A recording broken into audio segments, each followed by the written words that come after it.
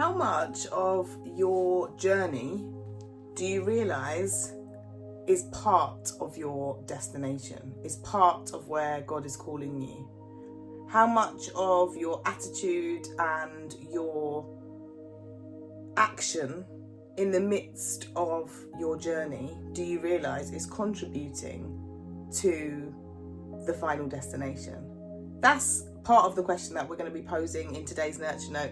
And hi, if you're new here, my name is Naomi Aidoo. I'm an author, I'm a Bible teacher and a YouVersion partner.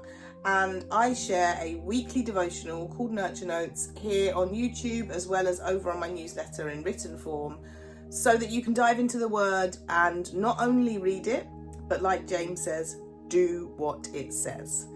And so that's what we're all about here. And we're going through the Gospel of Luke, which we've been doing for the past 4 months or so now. And we're in Luke 17. And we're going to be looking at a particular story encounter within Luke 17 today. If you are not yet subscribed to the channel, please do subscribe. It takes you 2 seconds, but it means so much to me in being able to continue to share this content for completely free, just so that you can continue to be edified on your journey as you go and grow towards your goals while keeping faith at the center, making success sustainable. I want to start actually in Luke chapter 9 because it gives a bit of context and paints a bit of a picture as to where we're going today. So in Luke chapter 9 verse 51, it says, "As the time approached for him to be taken up to heaven, Jesus resolutely set out for Jerusalem." And that is the context with which we begin today's passage. Jesus was on his way to the cross. He was on his way to Jerusalem, and he was resolved that that was where he was going. Essentially, what he was here to do, ultimately to go to that cross, was beginning that actual stage of actually him walking it out was beginning to unfold. And that was it. It was time. When we get to verse 11 of chapter 17, where we're landing today, it says, "Now on his way to Jerusalem, Jesus travelled along the border between Samaria and Galilee." So he's on his way. He is on his way to the most important journey, essentially, of his life. And he's about to be interrupted.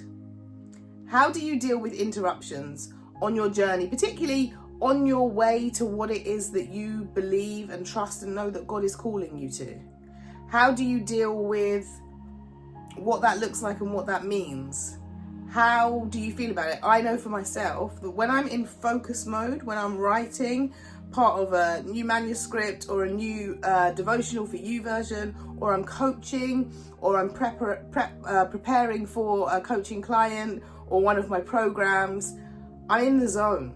And when there's an interruption about something that's kind of slightly irrelevant to that, I find it really hard to be able to then switch back into that focus mode afterwards, because it's like the flow has been stopped or broken. Jesus is on his way to the most important journey and destination, ultimately, of his life. And as he was going into a village, verse 12 says, 10 men who had leprosy met him. They stood at a distance, verse 13, and called out in a loud voice, "Jesus, Master, have pity on us." Now, I don't know, I've got a few questions with it when it comes to these men. Did they know Jesus was on his way? And did they decide to kind of set themselves up so that they would be ready to just go in and say, "Help"? Did they plan it? Or did they just decide to shoot their shot and say, "Wait, that's Jesus, and we know what he can do for us, let's ask"? Either way, their boldness prepared a way for their blessing. And that's not always how it goes. Don't hear what I'm not saying and say be bold and then you'll be blessed. But what I am saying is, if you don't ask, you don't get. They asked. They knew the power that Jesus possessed. And whether they'd planned it or not, they knew that this was their moment to ask a question that could change the trajectory of the rest of their life. And as they asked, here's what happened. Verse 14 says, when he saw them, he said, go show yourselves to the priests. And as they went, they were cleansed. As they went. These were lepers who had been lepers perhaps from birth, I don't know, but a long time. And Jesus has been known with other miracles to say, go to this pool and dip yourself in this pool, or rub this dirt in your eyes, or pick up your mat, like an action, which could then be something that then provides the context for the miracle that's going to take place. Although there's an action in going, what happens here is that Jesus just says, go and show yourselves to the priests. Now, I don't know about you, but if this was me, I would be thinking to myself, go and show myself to the priests. Like, are you not going to tell me to do a particular thing, take a particular action?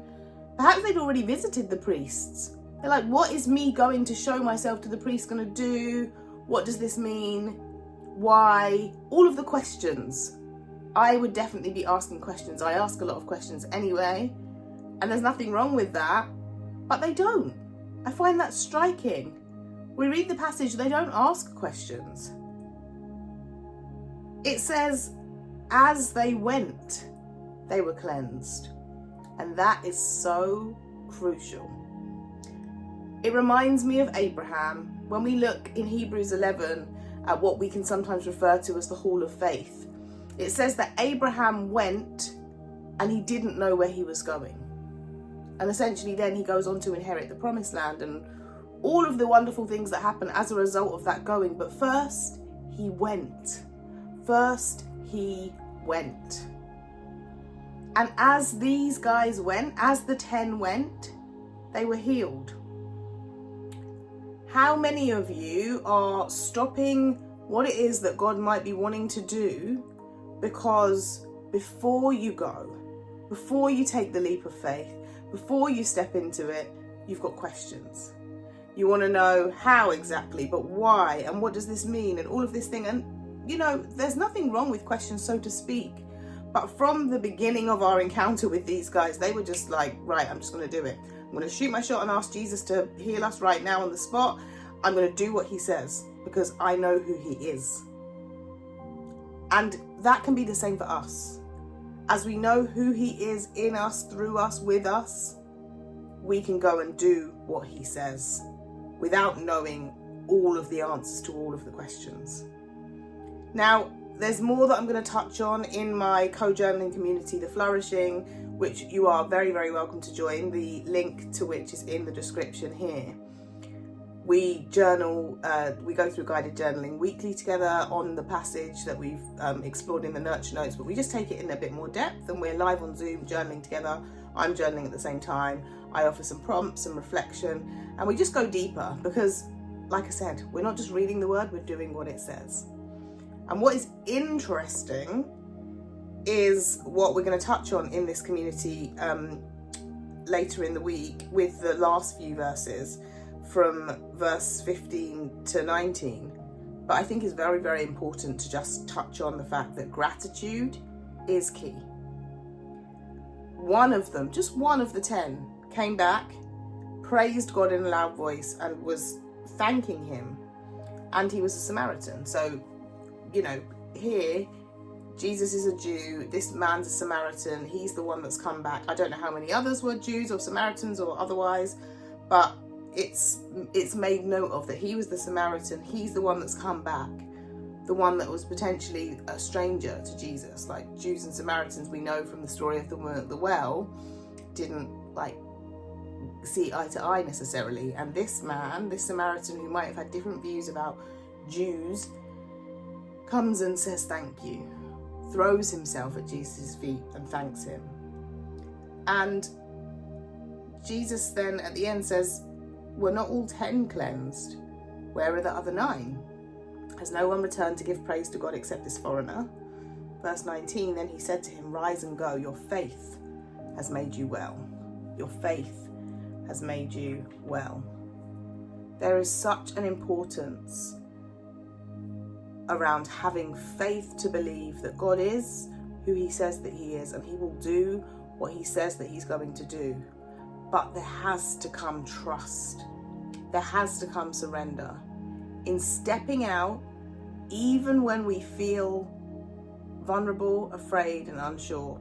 And then when he begins to move, when he begins to act, when he begins to show you things, when you get that miracle or that blessing or that thing that you've prayed for, even on the way to it, even as it's a step towards the full outcome that you're looking for, we give thanks. We remind ourselves that if not for God, we wouldn't be where we are. And it's so, so key to remind ourselves of that as we continue to go and grow towards whatever it is that he's calling us to.